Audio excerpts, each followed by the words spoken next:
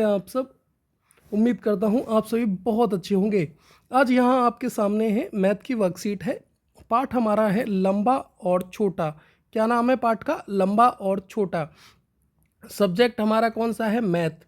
क्या सब्जेक्ट है भाई? मैथ है। डेट आपकी जो टीचर आपको जिस दिन ये पढ़ाएंगे उस दिन की यहाँ पे आने वाली है। चलिए पहला क्वेश्चन आपका है। सबसे पहले क्वेश्चंस पे आ जाते हैं। नीचे दिए गए चित्र को देखकर निम्नलिखित प्रश्नों के उत्तर दीजिए। Observe the picture given below and answer the following question. Hindi English दोनों में आपके लिए ये है, तो ये आपके लिए बहुत अच्छा है। चलिए देख लेते हैं। यहाँ पे कुछ मधुमक्खी हमें दिख रही है।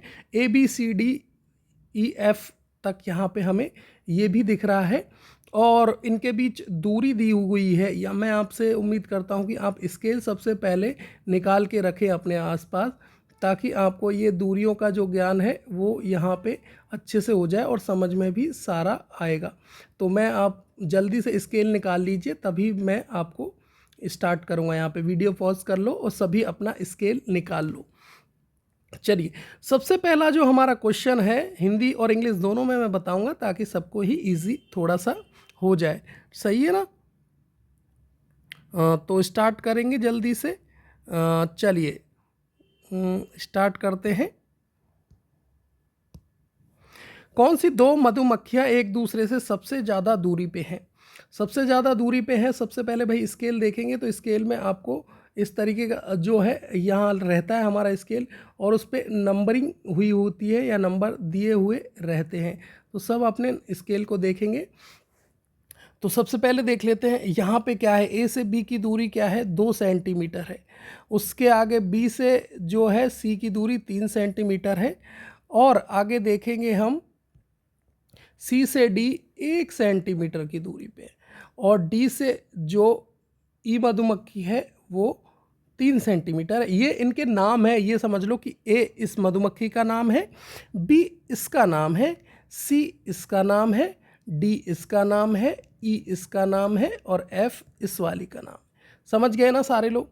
तो जो दो मधुमक्खियां हैं वो सबसे ज़्यादा दूरी पर कौन सी हैं? जो सबसे बड़ा नंबर आपको दिखेगा उन्हीं मधुमक्खियों के बीच में सबसे ज़्यादा दूरी रहेगी। तो देख लेते हैं सबसे बड़ा नंबर हमें कौन सा दिख रहा है। जी हाँ, हमें दिख रहा है एफ मधुमक्खी से ए मधुमक्खी की दूरी सबसे ज़्यादा हमें दिख रही है, क्योंकि यहाँ पे 5 सेंटीमीटर लिखा हुआ है। तो हमारे इसका आंसर यहाँ पे हम आ जाएगा, विच टू हनी बीज have the largest distance between them. जो हनी बी है यानी मधुमक्खियाँ हैं उनमें सबसे ज़्यादा यानी लार्जेस्ट डिस्टेंस किस में है, सबसे ज़्यादा दूरी किस में है? तो वो है एफ और ए मधुमक्खी में। ये एफ किसका नाम है? इस वाली मधुमक्खी का। ए किसका नाम है? इस वाली मधुमक्खी का। तो इन सब में ज़्यादा दूरी है। और वो दूरी कितनी है भाई, वो भी आप अगर पूछेंगे तो वो भी बता देंगे। 5 सेंटीमीटर की दूरी है। कितनी दूरी है? 5 सेंटीमीटर की। अगला क्वेश्चन आ जाता है, जिन दो मधुमक्खियों के बीच सबसे कम दूरी है वे कौन सी है? विच टू हनी बीज have the shortest distance between them.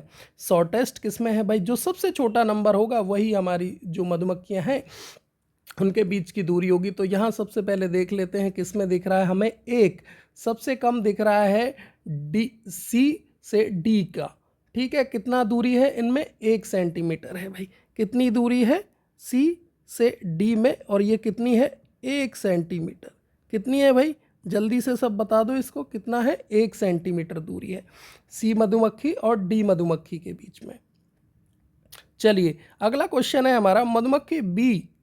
ठीक है, ध्यान रहे क्या लिखा हुआ है। मधुमक्खी बी, मधुमक्खी सी के बीच की दूरी मधुमक्खी डी और मधुमक्खी सी के बीच की दूरी से कितनी ज़्यादा है? How much more distance between honey bee, B A B को देखना है हमें, फिर देखना है and honey bee C, then the distance between honey bee D और हनी बी सी। तो सबसे पहले बी और सी के बीच की दूरी, बी और सी के बीच कितनी दूरी है भाई? 3 सेंटीमीटर। ये दिख गया है भाई 3 सेंटीमीटर इनके बीच की दूरी हमें निकल के आ गई है। कितनी है? यहाँ से ये मिटा दूँ तो आपके लिए और क्लियर हो जाएगा। बी और सी के बीच की दूरी कितनी है भाई? हमें दिख गया है वो 3 सेंटीमीटर है। बी, ये बी है, ये यहाँ पे सी है, और इनके जो दूरी है वो 3 सेंटीमीटर है।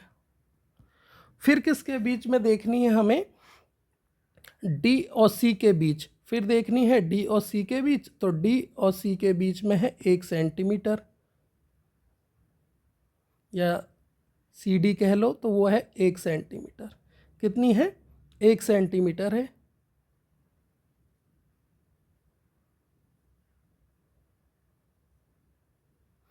तो कितनी ज़्यादा है भाई, यहाँ पे हम जब अगर 3 में से 1 हम घटा देंगे तो हमें पता चलेगा कि 2 सेंटीमीटर की दूरी भाई जो बी और सी मधुमक्खी है उनमें ज़्यादा है। सी और डी में कितना है, 1 सेंटीमीटर। यहाँ आपको दिख रहा है अच्छे से, ये वाला जो है 1 सेंटीमीटर है और ये वाली जो है 3 सेंटीमीटर है। जब 3 में से 1 घटाएंगे तो ये हमारा 2 सेंटीमीटर आंसर आ जाएगा। समझ गए ना भाई, बहुत आसान था ना, ज़्यादा कंफ्यूज होने की ज़रूरत नहीं है। अगर इस तरीके से क्वेश्चन आए तो यहाँ पे इस तरीके से लिख लेंगे कि यहाँ बी से सी के बीच पूछा है तो ये दूरी हमारी, और डी से सी के बीच यहाँ आपसे उल्टा पूछ लिया, या सी से डी, ये भी कह देता भाई सी से डी बता दो, या तो इस तरीके से भी आप इसमें यहाँ पे करते तो आपको यहाँ आंसर पता चल जाता। मधुमक्खी ए, ठीक है, और मधुमक्खी बीच के दूरी ए पहले तो देख लेते, और ए और बी की दूरी कितनी है भाई। ए और बी की दूरी ये दिख रही सबसे पहले वाली हमारी 2 सेंटीमीटर है, ठीक है। सबसे पहले इसमें लिख लेंगे भाई 2 सेंटीमीटर इनके बीच की दूरी आ गई। अब देख लेते हैं क्वेश्चन में आगे बढ़ते हैं। मधुमक्खी एफ और मधुमक्खी ई की दूरी से कम है। देख लेते हैं एफ और ई के बीच में कितना है भाई, एफ और ई 2.5 सेंटीमीटर है, ये देखो 2.5 सेंटीमीटर है, तो यहाँ आ गया भाई 2.5 centimetre. Distance between honey bee A and honey bee is less than the distance between honey bee F and honey bee E. तो क्या ये सही है या गलत है? मधुमक्खी ए और मधुमक्खी बी के बीच की दूरी मधुमक्खी एफ और मधुमक्खी ई की दूरी से कम है। जी हाँ, ये सही है, क्योंकि ए और बी की दूरी ना मधुमक्खी एफ और ई की दूरी से कम है, क्योंकि इनकी दूरी है 2.5 सेंटीमीटर, यानी 2.5 सेंटीमीटर। माफ़ करें, मैं 2.5 बोल रहा हूँ बार बार, 2.5 कहेंगे या 2.5 कहेंगे। तो इनकी है 2 सेंटीमीटर, यानी 2 सेंटीमीटर।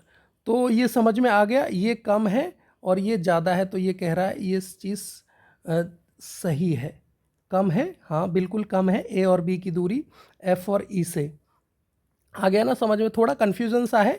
अगर इसको बार बार आप इस क्वेश्चन को देखेंगे या अपनी टीचर की मदद ले, बिल्कुल अगर आपको इस वीडियो से समझ में नहीं आ रहा है ये वाला क्वेश्चन, तो उनसे ज़रूर पूछें। वैसे तो सीधा सीधा मैंने बता दिया कि ये ए और बी की जो दूरी थी वो 2 सेंटीमीटर थी इन मधुमक्खियों की, और जो मधुमक्खी एफ और ई थी उनकी 2.5 थी, 2.5 थी। तो ये 2.5 ऑब्वियस सी बात है कि इससे बड़ा है, तो इसकी कम है, तो ये कहेंगे कि हाँ ये चीज़ ये सही है। तो अगले क्वेश्चन पे आ जाते हैं। क्वेश्चन नंबर 2 है, रिक्त स्थान भरिए, फिल इन द ब्लैंक्स। लंबाई मापने की इकाई को क्या कहते हैं? आप बताएंगे लंबाई मापने की इकाई को हम क्या कहते हैं। तो लंबाई मापने का इकाई जो है वो आप बता रहे हैं चीज़, चलो मैं बता देता हूँ, वो है मीटर। क्या है भाई? मीटर।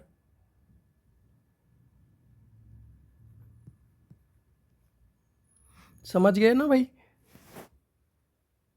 चलिए, 1 किलोमीटर में कितना होता है? 1000 मीटर होता है। 1 kilometre equal to 1000 metre. 1 metre में होता है 100 सेंटीमीटर। कितना होता है भाई? 100 सेंटीमीटर होता है। मेरे पिता की ऊंचाई 135 सेंटीमीटर है, तो ये बताओ मीटर में कितनी होगी? वो होगी 1.35 मीटर। कितना होगा? My father height is 135 centimetre, then it is 1.35 metre, क्योंकि 1 मीटर में 100 सेंटीमीटर होते हैं। आपको ये चीज़ मैंने चलो बता देता हूँ। 1 मीटर बराबर 100 सेंटीमीटर, सेमी लिख रहा हूँ, सेमी यानी सेंटीमीटर होगा। यदि मेरे स्कूल से घर की दूरी 2 किलोमीटर है, तो मैं दूरी, तो मीटर में दूरी क्या होगी भाई? ये होगी, जी हाँ, 2000 मीटर। किलोमीटर है, 1 किलोमीटर में 1000 मीटर होते हैं तो 2 किलोमीटर में 2000 मीटर होंगे। 1 किलोमीटर km बराबर किलोमीटर बराबर 1000 मीटर, तो 2 किलोमीटर बराबर 2000 मीटर यहाँ पे आपका आंसर होगा।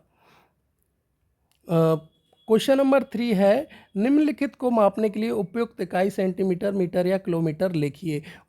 Right a suitable unit centimetre, metre और kilometre to measure the followings. इनको मापने के लिए आपको ये चीज़ लिखनी है। आपके स्कूल से घर की दूरी तो वो होगी भाई किलोमीटर में, km, ठीक है, km यानी किलोमीटर,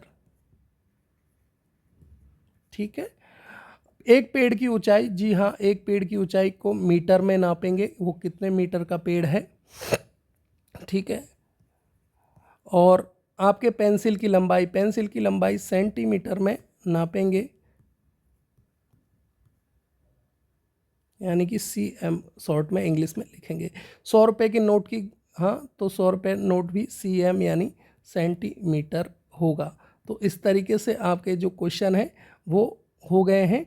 उम्मीद करता हूँ ये जो मैंने समझा है आपको समझ में आया होगा। फिर भी कहीं कोई दिक्कत है तो अपने टीचर्स की हेल्प लें, ज़रूर उनसे समझे कि मैम ये क्वेश्चन है जो मुझे समझ में नहीं आ रहा है, प्लीज़ मेरी हेल्प करिए।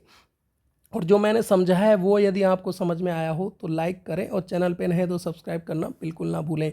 यदि कोई दिक्कत है तो आप कमेंट कर सकते हैं। आपको कमेंट करना नहीं आता तो आपकी भैया मम्मी या पापा की मदद ले सकते हैं कि मम्मी पापा मुझे ये क्वेश्चन सर से पूछना है, तो वो क्वेश्चन का आंसर मैं आपको कमेंट बॉक्स में बता दूंगा या वीडियो बना के भी बता दूंगा। उम्मीद करता हूँ ये वर्कशीट जो है अच्छे से आपको समझ में आई होगी।